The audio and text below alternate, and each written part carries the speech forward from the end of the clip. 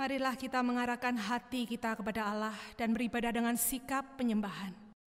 Pertolongan kita datangnya dari Allah yang menciptakan langit dan bumi beserta segala isinya, dan yang tidak pernah meninggalkan hasil perbuatan tangannya. Turunlah kiranya atas kita kasih karunia dan damai sejahtera dari Allah Bapa, Allah Putra, dan Allah Roh Kudus. Amin. Mazmur 136 ayat 1-3 berbunyi demikian. Bersyukurlah kepada Tuhan sebab Ia baik, bahwasanya untuk selama-lamanya kasih setianya. Bersyukurlah kepada Allah segala Allah, bahwasanya untuk selama-lamanya kasih setianya. Bersyukurlah kepada Tuhan segala Tuhan, bahwasanya untuk selama-lamanya kasih setianya. Mari saat ini kita datang menyembah Tuhan dengan hati penuh syukur, dengan hati penuh sukacita dan bersorak-sorai karena kasih setianya bagi kita.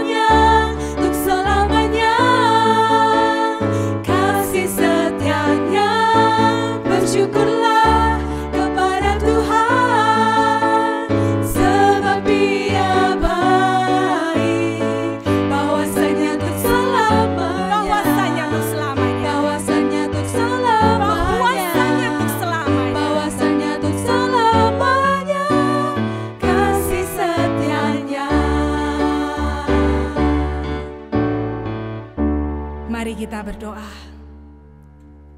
Tuhan, hati kami melimpah dengan syukur ketika kami boleh datang kembali untuk beribadah kepada Tuhan, untuk kami kembali memuji dan memuliakan Tuhan.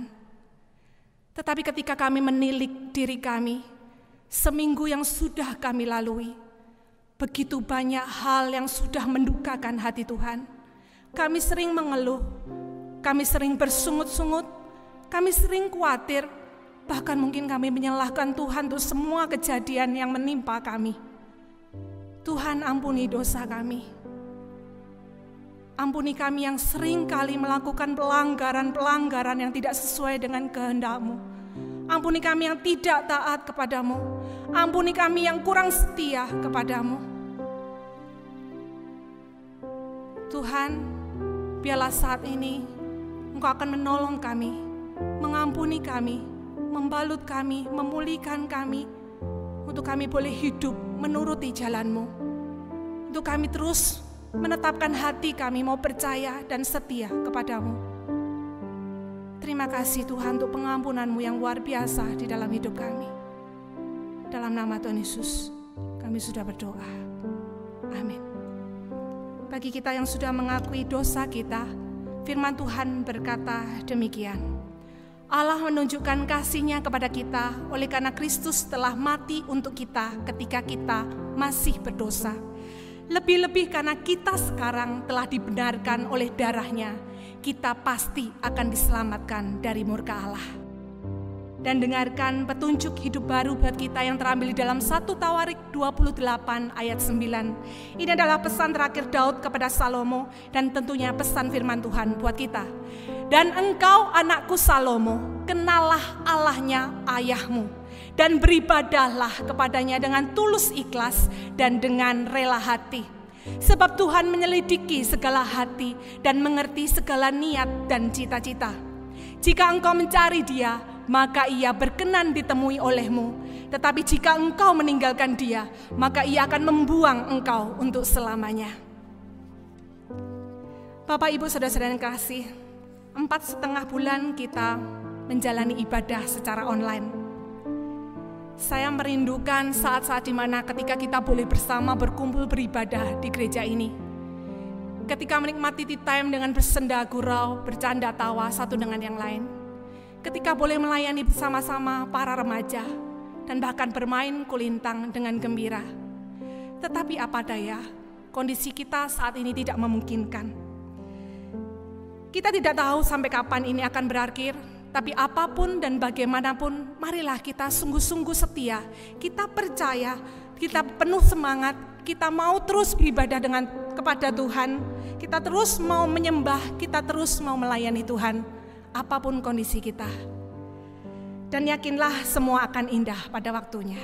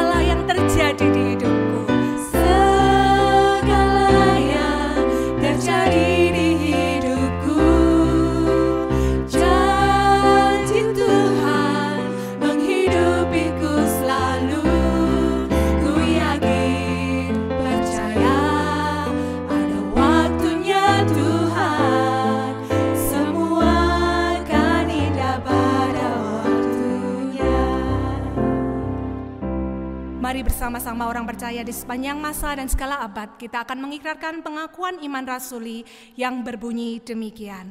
Aku percaya kepada Allah, Bapa yang Maha Kuasa, Khalik langit dan bumi, dan kepada Yesus Kristus, Anak yang tunggal Tuhan kita, yang dikandung dari Roh Kudus, lahir dari anak darah Maria, yang menderita sengsara di bawah pemerintahan Pontius Pilatus, disalibkan, mati dan dikuburkan, turun ke dalam kerajaan maut. Pada hari yang ketiga, bangkit pula dari antara orang mati, naik ke surga, duduk sebelah kanan Allah, Bapa yang Maha Kuasa, dan dari sana Ia akan datang untuk menghakimi orang yang hidup dan yang mati. Aku percaya kepada Roh Kudus, gereja yang kudus dan am, persekutuan orang kudus, pengampunan dosa, kebangkitan tubuh, dan hidup yang kekal. Amin. Mari kita berdoa. Yang pertama-tama, mari kita bersyukur kepada Tuhan untuk pemeliharaannya bagi kita. Yang kedua, kita mengingat saudara seiman kita, mereka mungkin sakit, mereka bergumul dalam pekerjaan atau perekonomian mereka, dan kita berdoa juga mereka yang sedang studi, sekolah, dan kuliah. Yang terakhir, kita berdoa untuk tenaga medis dan juga pemerintah kita. Mari kita bersama-sama berdoa.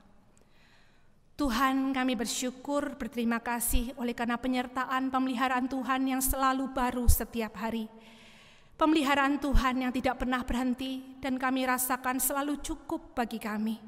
Terima kasih untuk kasih sayang-Mu. Terima kasih untuk segala-gala yang Tuhan berikan kepada kami. Tuhan, saat ini kami berdoa menyerahkan untuk saudara-saudara seiman kami. Jikalau mereka saat ini mengalami kelemahan tubuh, mereka sakit, Tuhan kami berdoa, biarlah Tuhan akan memulihkan kesehatan mereka, sehingga mereka boleh sehat dan kembali melakukan aktivitas mereka. Mereka yang bergumul di dalam pekerjaan atau perekonomian keluarga, semakin sulit di dalam kondisi yang seperti ini. Tuhan, biarlah mereka tetap semangat untuk berjuang, karena kami yakin dan percaya Tuhan selalu memelihara kami, dan Tuhan selalu mencukupi kebutuhan kami. Mereka yang saat ini juga bergumul di dalam sekolah online ataupun kuliah online sebentar lagi, Tuhan tolonglah untuk setiap anak-anak-Mu, agar mereka dapat mengikuti pembelajaran online dengan baik. Berikan guru-guru yang boleh pengertian, dosen-dosen yang boleh menolong mereka, sehingga setiap anak-anak-Mu boleh mengerti dengan baik pembelajaran online yang mereka ikuti. Kami juga mengingat Tuhan untuk tenaga medis, dokter yang saat ini terus bekerja siang malam. Mereka yang terus merawat pasien-pasien yang terus bertambah. Tuhan, di tengah keletihan mereka, di tengah segala masalah yang ada di dalam diri mereka, Tuhan, kiranya Engkau akan terus menguatkan mereka, memberikan kesehatan kepada mereka, memberikan semangat untuk mereka terus berjuang untuk dapat merawat pasien-pasien mereka dengan penuh sukacita. Berkati pemerintah kami Tuhan, mulai dari pusat sampai dengan daerah, mereka pun juga banyak beban di dalam pundak mereka. Mereka menangani begitu banyak kasus yang terus bertambah karena COVID ini. Tetapi Engkau akan terus menguatkan mereka, Engkau akan terus menolong mereka, sehingga di dalam hikmat-Mu saja mereka dapat mengambil setiap keputusan dengan baik, dan biarlah keputusan itu boleh dapat dikerjakan bersama-sama. Ada koordinasi yang jelas, ada kerjasama yang jelas, sehingga sungguh-sungguh Tuhan, kami rindu COVID ini boleh segera berakhir.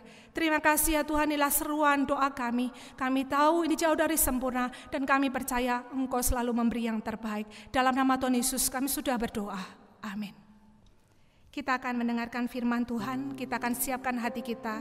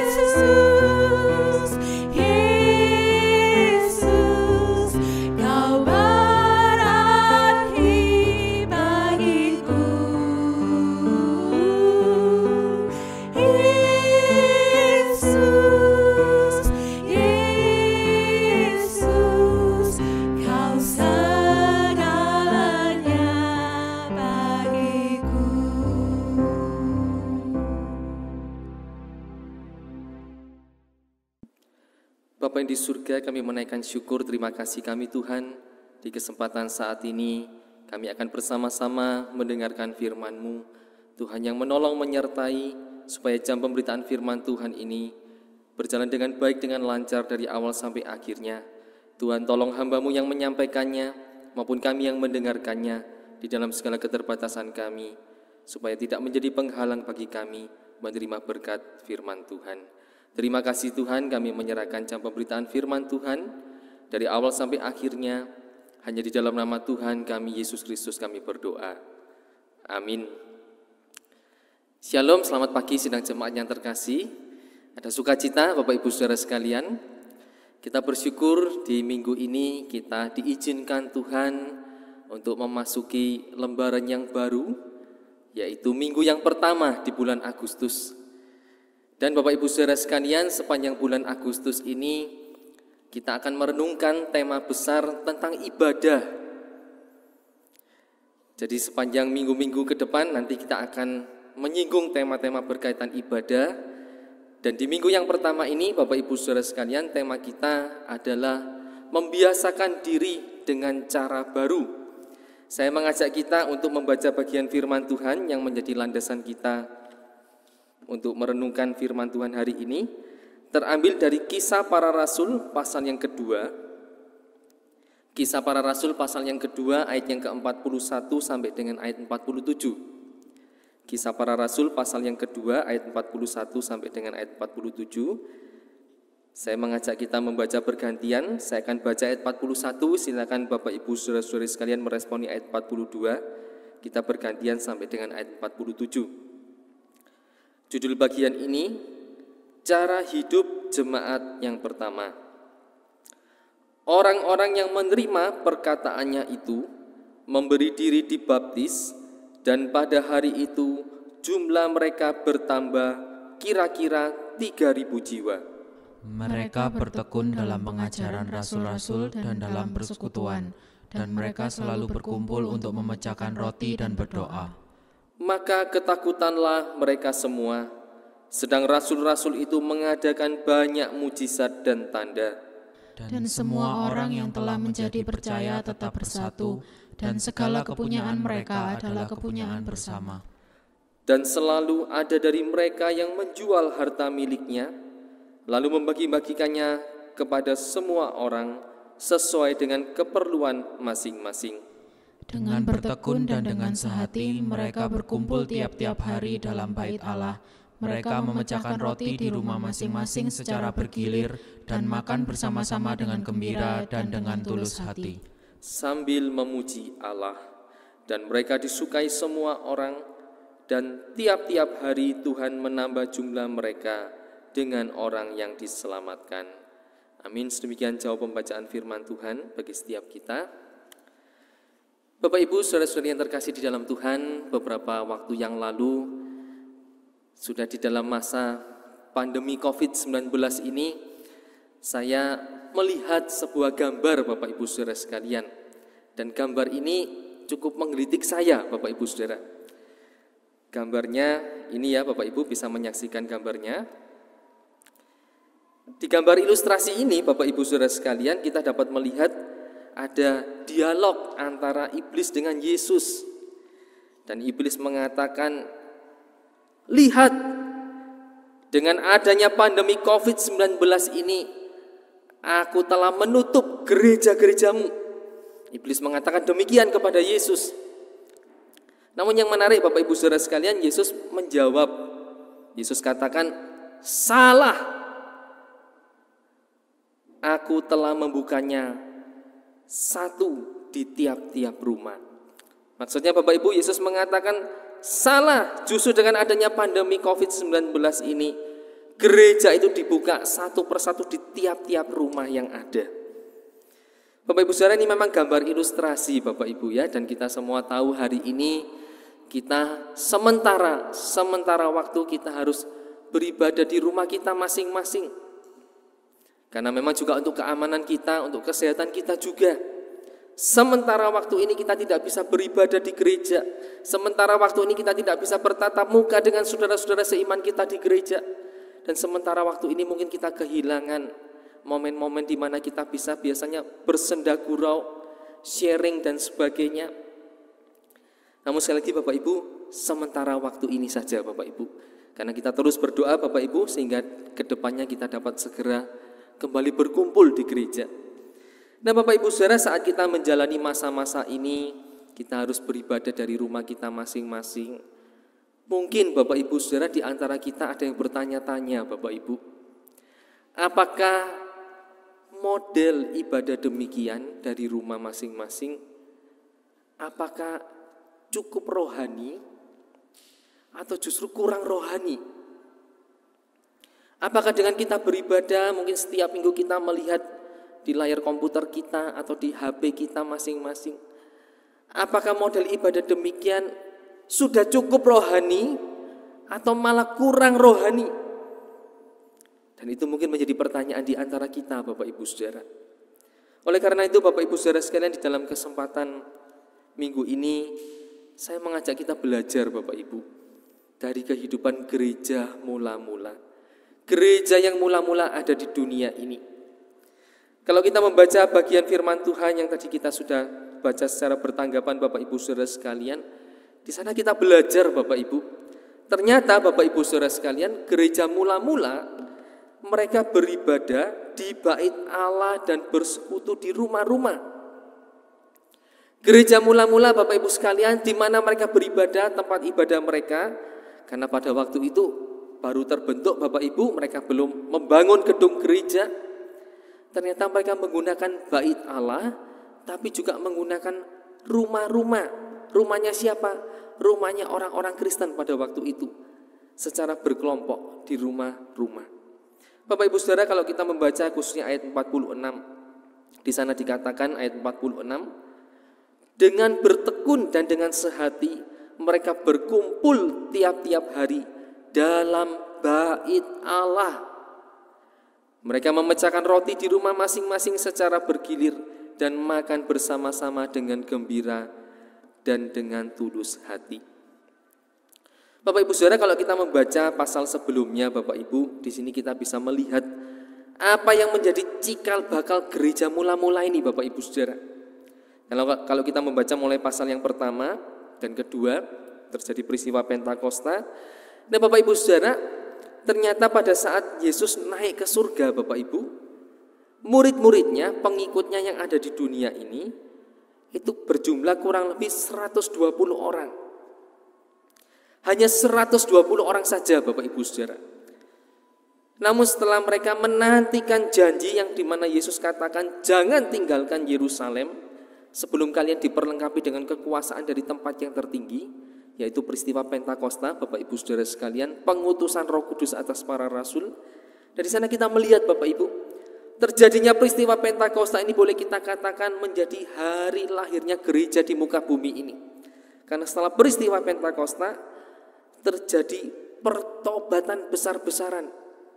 Sehingga kalau kita membaca ayat 41 Bapak Ibu Saudara sekalian, dikatakan orang-orang yang menerima perkataannya itu mendengar khotbahnya Rasul Petrus pada peristiwa Pentakosta, banyak yang bertobat, mereka memberi diri mereka dibaptis, dan jumlah mereka bertambah kira-kira 3.000 jiwa Bapak Ibu Saudara sekalian. Dari 120 orang bertambah 3.000 jiwa. Satu ledakan jumlah yang begitu banyak Bapak Ibu Saudara. Sehingga Bapak Ibu Saudara sekalian, ini hari lahirnya gereja di muka bumi ini. Dan saat gereja ini mulai ada, lahir di muka bumi, tadi kita membaca Bapak Ibu sekalian, mereka beribadah, gereja mula-mula beribadah. Kadang mereka beribadah di bait Allah, tapi juga kadang bersekutu di rumah-rumah. Mereka beribadah di bait Allah Bapak Ibu sekalian. Ini gambarnya Bapak Ibu ya. Mereka beribadah secara massal Bapak Ibu, dengan jumlah orang yang sekian banyak, 3.000 orang lebih berkumpul rame-rame. Karena pada waktu itu Bapak Ibu sekalian, mereka tidak punya tempat yang memadai untuk mereka berkumpul, maka mereka menggunakan bait Allah. Dan memang Bapak Ibu Saudara sekalian, ini satu kebiasaan Bapak Ibu ya. Sejak Yesus bersama murid-muridnya, sebelum Yesus naik ke surga, seringkali Tuhan Yesus menggunakan bait Allah. Di hari-hari Sabat, di hari-hari tertentu Yesus menuju bait Allah, masuk ke bait Allah untuk mengajar, berkhotbah di sana. Dan rupanya Bapak Ibu, ini menjadi satu warisan yang diteruskan oleh murid-muridnya. Murid-muridnya juga masuk ke bait Allah. Bahkan kalau kita membaca seluruh bagian kitab Kisah Para Rasul Bapak Ibu ya, sampai pasal-pasal di belakang, kita melihat di sana Bapak Ibu, para rasul saat perjalanan memberitakan Injil, mereka membiasakan diri di tiap-tiap hari Sabat memasuki rumah ibadat Yahudi. Sehingga saat mereka memasuki rumah ibadat Yahudi, di sana kesempatan Bapak Ibu, orang-orang Yahudi berkumpul, mereka kesempatan memberitakan Injil. Sehingga Bapak Ibu, ini gambarnya Bapak Ibu ya. Gereja mula-mula menggunakan bait Allah untuk apa? Karena jumlah mereka banyak. Jumlah mereka 3.000 orang lebih. Mereka cukup ditampung berkumpul di mana? Tempat yang besar, yaitu bait Allah. Mereka berbakti, beribadah di sana. Namun selain itu Bapak Ibu, juga dikatakan tadi di rumah-rumah Bapak Ibu saudara sekalian. Mereka juga berkumpul di rumah-rumah. Kalau tadi Bapak Ibu ya, saat Yesus naik ke surga, ada 120 orang pengikut murid-muridnya. Kalau kita bulatkan Bapak Ibu ya, biar gampang menghitung, 100 orang kurang lebih. Terjadi peristiwa Pentakosta, 3.000 orang bertobat. Kalau 3.000 orang yang baru bertobat ini dilayani oleh yang pengikut Kristus mula-mula, yang tadi saya katakan kita genapkan jadi 100 orang, maka satu orang Bapak Ibu harus melayani kurang lebih 30 orang petobat baru. Dari 100 orang percaya mula-mula, terjadi peristiwa Pentakosta, 3.000 orang bertobat, maka 100 orang mula-mula ini Bapak Ibu kalau dirata-rata, satu orang harus melayani 30 orang petobat baru. Dan ini yang juga bisa terjadi Bapak Ibu, di mana dikatakan di rumah-rumah. Mereka juga bersekutu di rumah-rumah. Kalau jumlah besar mereka berkumpul di bait Allah, tapi di dalam aktivitas mereka sehari-hari, aktivitas rohani mereka juga bersekutu di rumah-rumah. Dan rumah-rumah yang tentunya tidak bisa menampung jumlah banyak, maka mereka kurang lebih kalau di rata-rata tadi mungkin sekitar 30 orang, 40 orang di tiap-tiap rumah. Bapak Ibu Saudara, ini yang terjadi dari gereja mula-mula Bapak Ibu.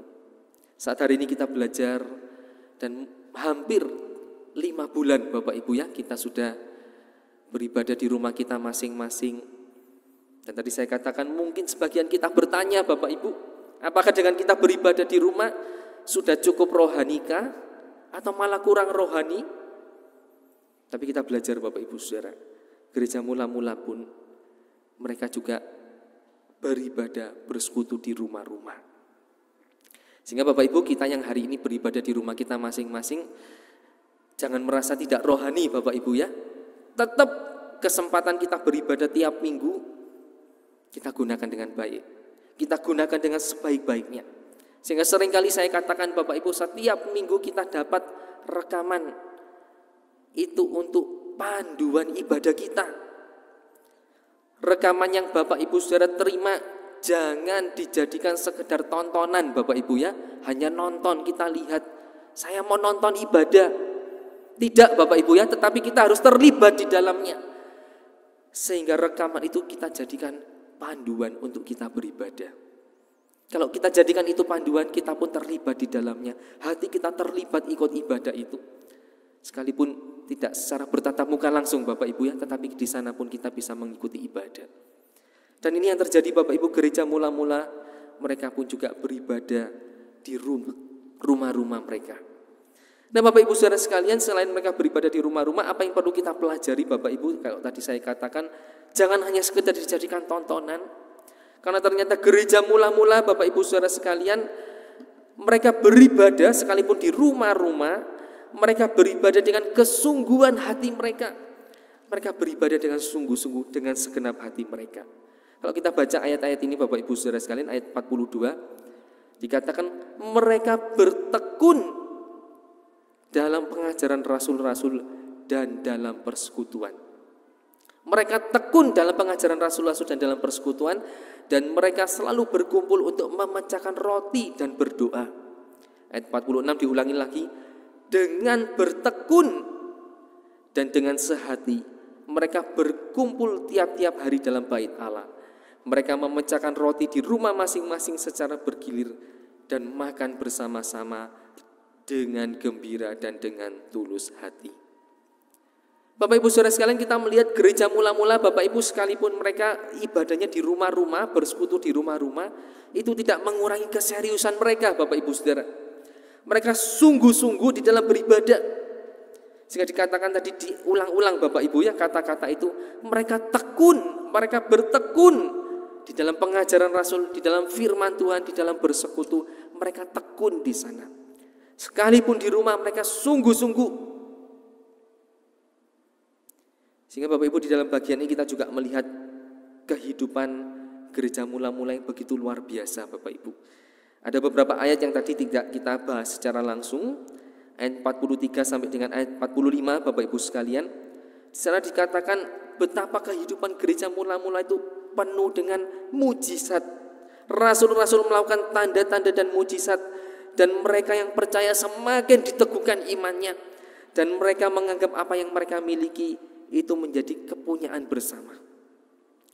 Bapak Ibu Saudara, ayat 42 mengatakan mereka berkumpul untuk memecahkan roti dan berdoa. Nah, ini oleh para penafsir Alkitab Bapak Ibu, ayat 42 ini diartikan mereka berkumpul untuk mengadakan perjamuan kudus Bapak Ibu. Berkumpul memecahkan roti dan berdoa, ini adalah tanda perjamuan kudus yang dilakukan oleh gereja mula-mula. Mengingat kembali Bapak Ibu apa yang diajarkan oleh gurunya, yaitu Tuhan Yesus sendiri. Para murid, para rasul diajar oleh Kristus, diajar oleh Tuhan Yesus. Pada peristiwa perjamuan malam terakhir, Yesus memecah-mecahkan roti dan membagi-bagikannya, dan membagikan anggur kepada mereka semua. Dan Yesus perintahkan, jadikan ini peringatan akan aku. Sehingga Bapak Ibu sekalian, di ayat 42 ini mereka mengadakan yang namanya perjamuan kudus. Dan memang cukup berbeda Bapak Ibu kalau kita membaca ayat 46, di sana juga ada kata-kata mereka memecahkan roti di rumah masing-masing secara bergilir dan makan bersama-sama dengan gembira dan dengan tulus hati. Nah Bapak Ibu Saudara, selain perjamuan kudus mereka adakan secara berkala dengan doa, mereka memecahkan roti. Ternyata ayat 46 Bapak Ibu, kalau para penafsir mengartikan tadi ayat 42 adalah perjamuan kudus, maka ayat 46 Bapak Ibu ini adalah perjamuan kasih Bapak Ibu Saudara. Perjamuan kasih sebagaimana hari ini kita pun juga sering melakukan Bapak Ibu ya, yang namanya perjamuan kasih. Berbagi makanan satu dengan yang lain sebagai ungkapan syukur kita ya. Ada acara-acara khusus di gereja, kadang kita melakukan perjamuan kasih. Nah Bapak Ibu, ternyata gereja mula-mula mereka juga memberi teladan ini. Mereka beribadah di rumah-rumah, dan di rumah-rumah itu mereka punya persekutuan di dalam kelompok-kelompok kecil mereka. Di sana pun mereka mengadakan perjamuan kasih, saling memecah roti, berbagi dengan sukaria sukacita mereka makan dan bergembira. Nah Bapak Ibu Saudara sekalian, ini yang menjadi teladan gereja mula-mula Bapak Ibu. Sehingga tadi ayat 43 sampai dengan 45 Bapak Ibu Saudara, ini saya menggambarkan dengan gambar ini Bapak Ibu ya. Apa yang terjadi di dalam kehidupan gereja mula-mula? Ada yang saling berbagi Bapak Ibu. Kalau kita lihat gambar yang paling kiri, itu seorang ibu dengan anaknya, apa yang mereka miliki mereka bawa ke depan kaki rasul-rasul untuk berbagi. Mereka tekun di dalam gambar yang tengah maupun yang paling kanan, mereka tekun berbincang-bincang, membahas firman Tuhan, berdiskusi tentang firman Tuhan, bertanya jawab tentang firman Tuhan. Nah Bapak Ibu Saudara, kenapa mereka saling berbagi Bapak Ibu? Ini yang mungkin pernah kita dengar Bapak Ibu ya, karena saya pernah mengkhotbahkannya. Nah Bapak Ibu sekalian, pada saat mereka mula-mula bertobat, 3.000 orang bertobat. Ternyata Bapak Ibu, petobat-petobat ini banyak yang ditolak oleh keluarganya. Saat mereka sebelumnya beragama Yahudi, tiba-tiba bertobat jadi pengikut Kristus, banyak keluarganya yang tidak mau menerima mereka. Mereka diusir, mereka tidak boleh pulang kembali ke rumahnya. Sehingga Bapak Ibu bisa membayangkan Bapak Ibu, 3.000 orang lebih mereka berkumpul sebagai saudara seiman. Ada dari mereka yang hanya memiliki pakaian yang melekat di tubuh mereka. Banyak dari mereka yang tiba-tiba kehilangan harta bendanya karena apa? Diusir dari rumahnya. Namun di situ Bapak Ibu yang luar biasa, gereja mula-mula punya semangat berbagi. Saat mereka tahu saudara-saudara seiman mereka ada yang kesusahan, tidak memiliki apa-apa lagi, mereka mau berbagi apa yang mereka miliki. Mereka bawa ke gereja, dibagi di sana, dan disalurkan kepada yang membutuhkan. Bapak Ibu, ini teladan yang luar biasa dari gereja mula-mula Bapak Ibu. Dan saya katakan di sini Bapak Ibu, sekalipun mereka beribadah di rumah-rumah mereka, tapi mereka punya kesungguhan yang sungguh-sungguh di dalam beribadah, di dalam berbakti kepada Tuhan. Dan yang ini Bapak Ibu harus sungguh-sungguh kita teladani Bapak Ibu.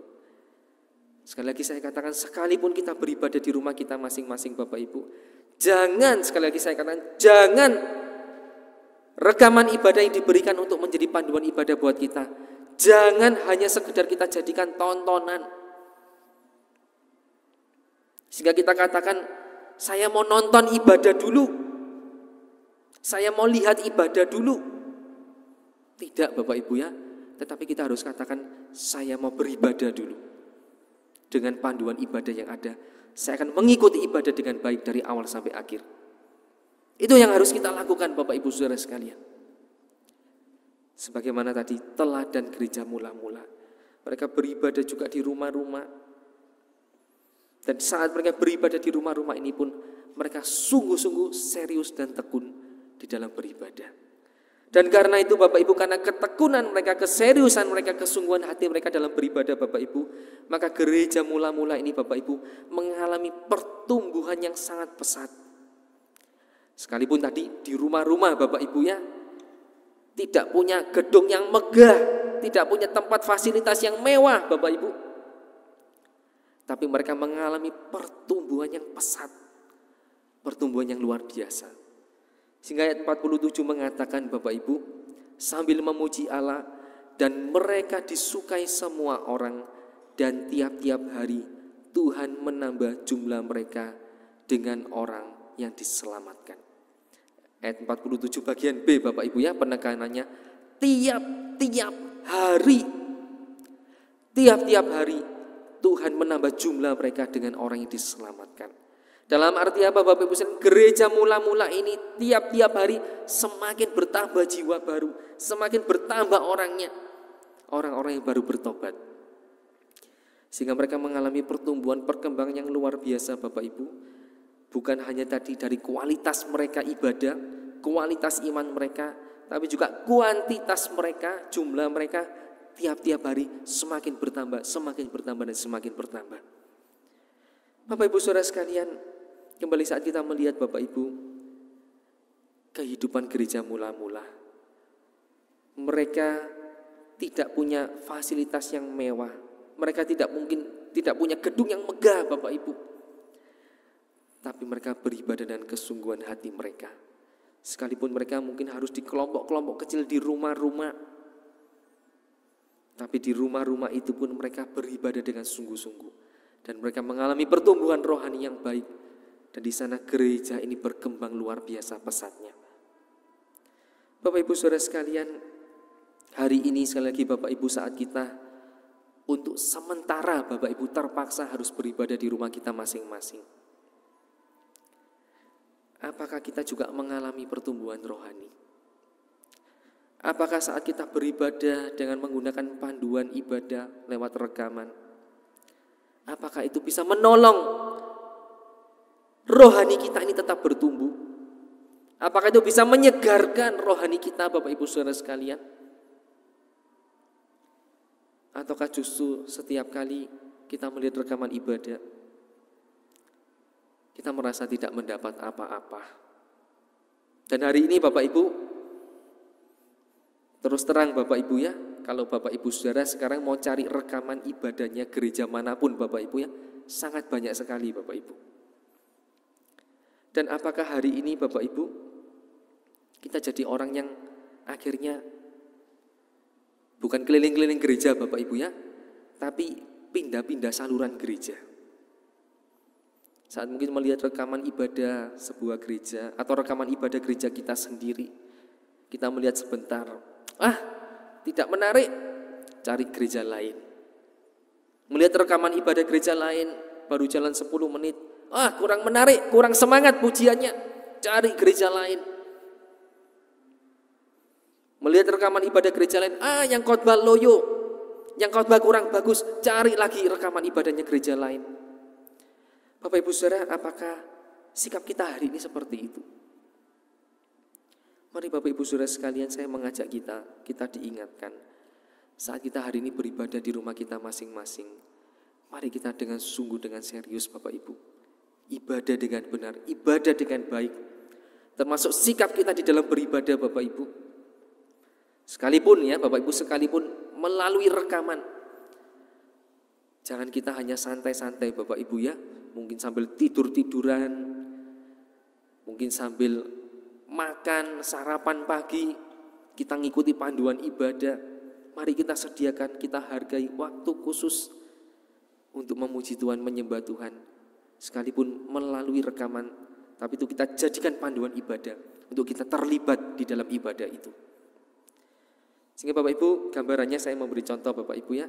Hari ini saat kita beribadah di rumah-rumah Bapak Ibu ya, di rumah kita masing-masing, mungkin kelompok kecil seperti ini Bapak Ibu ya, yang satu keluarga mungkin terdiri dari 5-6 orang ya, terdiri dari 5-6 orang. Mungkin saat kita berkumpul dengan keluarga 5-6 orang, di sana kita bersama-sama saling berbagi Bapak Ibu ya, saling memuji Tuhan, saling mendoakan, saling menguatkan, saling berbagi firman Tuhan. Namun Bapak Ibu, hari ini saya mengambil ada gereja-gereja tertentu Bapak Ibu yang memanfaatkan kecanggihan teknologi. Mereka beribadah lewat Zoom Bapak Ibu ya, lewat aplikasi Zoom meeting Bapak Ibu. Dan Bapak Ibu, memang memanfaatkan kecanggihan teknologi boleh-boleh saja Bapak Ibu ya. Tetapi selagi saya ingatkan, di balik semua cara upaya yang kita gunakan untuk kita beribadah di masa-masa ini Bapak Ibu, di masa pandemi ini, mari biar semuanya tidak mengurangi kekhidmatan, kekusyukan kita di dalam beribadah. Kita sungguh-sungguh serius di dalam beribadah. Dan bersyukur Bapak Ibu kalau hari ini, sementara kita harus beribadah di rumah kita masing-masing, kita diizinkan Tuhan mengalami apa yang sudah dialami oleh gereja mula-mula. Gereja yang ada di dunia ini mula-mula, gereja abad pertama dahulu. Mereka beribadah di rumah-rumah, dari rumah ke rumah, bersekutu dari rumah ke rumah. Hari ini kalau kita diizinkan Tuhan beribadah di rumah kita masing-masing, mari kita juga syukuri itu Bapak Ibu. Kita boleh mengalami, merasakan di dalam perjalanan sejarah gereja, gereja pernah beribadah di rumah-rumah. Dan mari Bapak Ibu, saya mengingatkan kita semua, kita membiasakan diri dengan cara yang baru, beribadah di rumah. Mungkin awalnya tidak nyaman Bapak Ibu, tapi mungkin sekarang hampir 5 bulan berjalan, kita mungkin sudah mulai lebih terbiasa. Dan saat kita sudah lebih terbiasa Bapak Ibu, mari kita lebih sungguh dan lebih dalam lagi beribadah. Kita sungguh-sungguh dengan segenap hati kita beribadah. Dan percayalah Bapak Ibu, iman rohani kita akan bertumbuh. Dan saat kita bertumbuh Bapak Ibu, kita akan menjadi kesaksian bagi banyak orang. Dan percayalah Bapak Ibu, saat kita bertumbuh, gereja kita pun bertumbuh. Gereja kita akan semakin hari semakin berkembang dengan lebih baik lagi. Baik dari segi kualitas maupun dari segi kuantitasnya. Sehingga mari Bapak Ibu sekalian, selama masa-masa pandemi ini kita harus beribadah di rumah kita masing-masing. Mari kita jalani dengan sukacita, dengan sungguh-sungguh, dengan serius, dan dengan hati yang berkobar-kobar kita beribadah di hadapan Tuhan. Amin. Mari kita berdoa. Terima kasih Tuhan, kami boleh merenungkan sebagian firman-Mu. Tuhan, biar saat ini kami sementara waktu beribadah di rumah kami masing-masing, kami diingatkan bahwa gereja Tuhan sejak pertama kali mereka berdiri, sejak pertama kali mereka terbentuk, gereja Tuhan mula-mula di muka bumi ini, mereka juga mengalami ibadah di rumah demi rumah. Tuhan, biar kami boleh merasakan mencicipi apa yang terjadi di dalam sejarah gereja. Kami saat ini beribadah di rumah-rumah kami. Kami mensyukuri semuanya itu. Dan kami beribadah dengan serius, dengan sungguh-sungguh. Dan kami percaya melalui kesungguhan kami, iman rohani kami pun juga akan bertumbuh dengan baik. Dan Tuhan akan menyertai, memberkati. Saat kami mengalami pertumbuhan rohani yang baik, gereja kami juga akan bertumbuh. Dan gereja kami akan semakin berkembang pula. Terima kasih Tuhan, terima kasih. Inilah doa kami. Di dalam nama Tuhan kami, Yesus Kristus, kami berdoa. Amin. Mari kita memberikan persembahan kepada Tuhan. Kita akan pujikan Tuhan Yesus baik.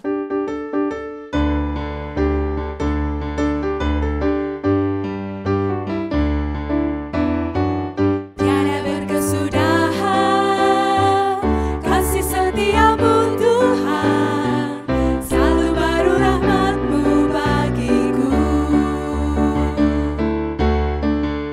Hari berganti hari, tetap kulihat kasih-Mu, tak pernah berakhir di hidupku. Tuhan Yesus baik, sungguh amat baik, untuk selama-lamanya. Tuhan Yesus baik, Tuhan Yesus baik, sungguh amat baik, untuk selama-lamanya. Tuhan Yesus baik. Tiada berkesudahan kasih setiamu Tuhan, selalu baru rahmat-Mu bagiku. Hari berganti hari, tetap kulihat kasih-Mu, tak pernah berakhir di hidupku. Tuhan Yesus baik, sungguh amat baik, untuk selama-lamanya. Tuhan Yesus baik, Tuhan Yesus baik, sungguh amat baik, untuk selama-lamanya.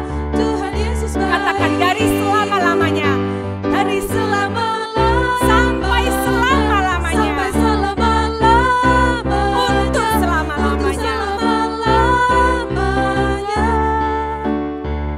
Tuhan Yesus baik. Segala ucapan syukur hanya kami haturkan kepadamu, Bapa yang kami kasihi, yang kami sembah. Oleh karena kasih dan karunia dan juga berkat yang boleh selalu kami terima dan kami nikmati sampai hari ini. Kami tahu Tuhan dan kami percaya bahwa semua itu hanya karena kemurahan Tuhan yang terjadi di kehidupan kami. Maka dari itu Tuhan, kami datang kepada Tuhan. Kami memberikan persembahan sebagai ucapan syukur kami kepadamu. Mungkin persembahan kami ini tidak seberapa dari apa yang sudah Tuhan berikan kepada kami. Tapi biarlah persembahan kami ini bisa Engkau pakai untuk memperluas kerajaan-Mu di tempat ini. Ya Bapa, ajarlah kami Tuhan untuk senantiasa selalu mengucap syukur untuk semua berkat yang sudah Tuhan berikan pada kami. Dan terlebih daripada itu, ajarlah kami Tuhan untuk memberikan persembahan, yaitu persembahan yang hidup, yang kudus di hadapan Tuhan. Terima kasih ya Tuhan, inilah doa kami, hanya di dalam nama Tuhan Yesus kami sudah berdoa. Amin. Mari kita membacakan Katekismus Heidelberg secara bertanggapan. Apakah kunci kerajaan surga itu? Pemberitaan Injil yang kudus dan disiplin Kristiani untuk pertobatan. Kedua-duanya membuka kerajaan surga bagi orang-orang yang percaya dan menutupnya bagi orang-orang yang tidak percaya. Bagaimana pemberitaan Injil membuka dan menutup kerajaan surga? Menurut perintah Kristus, kerajaan surga dibuka dengan memberitakan dan menyatakan di depan umum kepada semua dan setiap orang percaya bahwa seiring ia menerima janji Injil dengan iman yang benar, Allah berdasarkan apa yang telah Kristus lakukan akan sungguh-sungguh mengampuni semua dosanya. Sebaliknya, kerajaan sorga ditutup dengan memberitakan dan menyatakan di depan umum kepada semua orang yang tidak percaya dan orang yang munafik, bahwa selama mereka tidak bertobat, mereka tetap akan terkena murka Allah dan hukuman kekal. Allah akan menghakimi orang, baik dalam hidup ini maupun dalam hidup di masa yang akan datang, berdasarkan kesaksian Injil ini. Bagaimana kerajaan surga ditutup dan dibuka oleh disiplin Kristen? Sesuai dengan perintah Kristus, jika seseorang meskipun disebut Kristen, menganut ajaran-ajaran yang bukan Kristen, atau hidup tidak menurut ajaran Kristen, jika sudah berulang kali dinasihati sebagai saudaranya, tetapi menolak untuk meninggalkan ajaran yang salah dan kejahatannya, dan jika setelah dilaporkan kepada gereja, yaitu kepada pejabat-pejabatnya atau majelis, tetap tidak menanggapi teguran mereka, maka orang seperti itu oleh pejabat-pejabat gereja dikeluarkan dari persekutuan orang Kristen dengan tidak memperkenankan dia mengikuti sakramen, dan Allah sendiri pun mengeluarkannya dari kerajaan Kristus. Tetapi jika ia berjanji dan menunjukkan perbaikan diri yang sungguh-sungguh, maka ia dapat diterima kembali sebagai anggota Kristus dan gerejanya. Kita akan mengakhiri ibadah kita. Segala pujian, hormat, kemuliaan bagi Allah Tritunggal. Doksologi dan doa berkat akan disampaikan oleh Pendeta Antonius dan kita aminkan dengan amin song.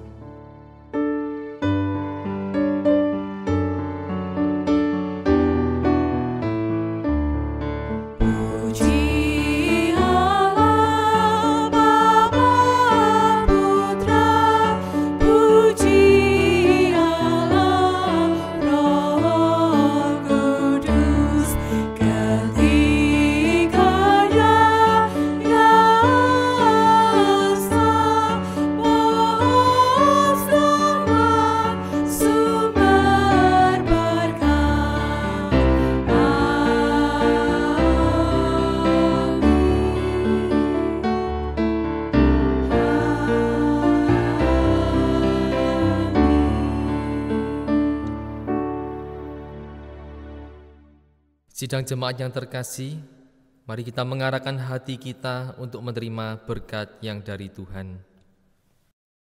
Kasih karunia dan damai sejahtera yang datangnya dari Allah yang Tritunggal, Allah Bapa, Putra dan Roh Kudus, senantiasa menaungi dan menyertai kehidupan kita sekalian, mulai dari saat ini sampai selama-lamanya.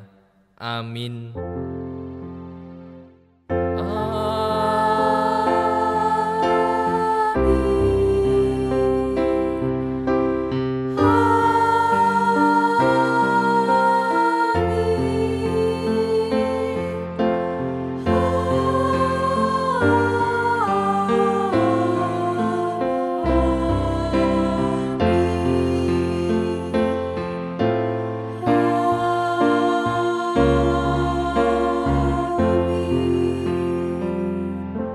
Ibadah kita selesai, silakan mengambil saat teduh. Tuhan Yesus memberkati.